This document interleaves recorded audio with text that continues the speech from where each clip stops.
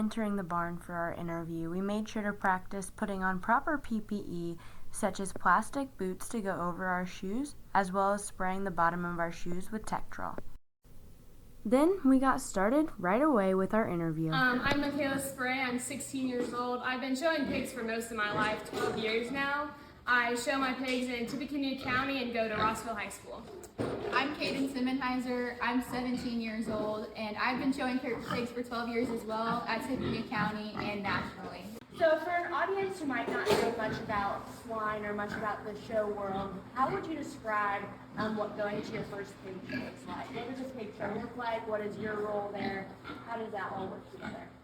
Well, a pig show to me, how I would describe it is someone bringing their project that they've worked hours on to improve and make it their own, to get to gain information and how they could improve, but also show how much they have worked on it and advocate for that industry, because we work so hard on these animals and they mean a lot to us.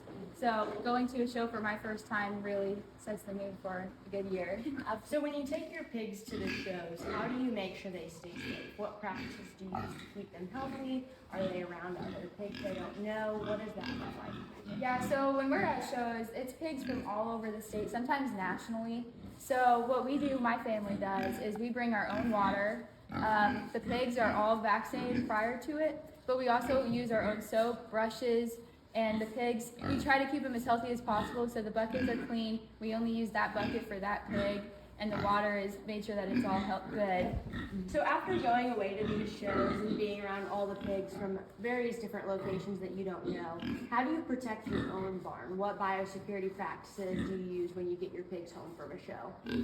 So for us personally, we'll try and keep all of our pigs on this side of the barn away from the pigs that haven't been to a show, so that they're not getting that contact. And another thing we'll also do is we will wash out all of our feeders, and those feeders stay in the barn. They don't come in here. We'll wash out our buckets that we've been using and then put them back in the trailer. And we also clean out our trailer after every time, so that they're not being re-exposed to those viruses when they're getting put back onto the trailer after a show.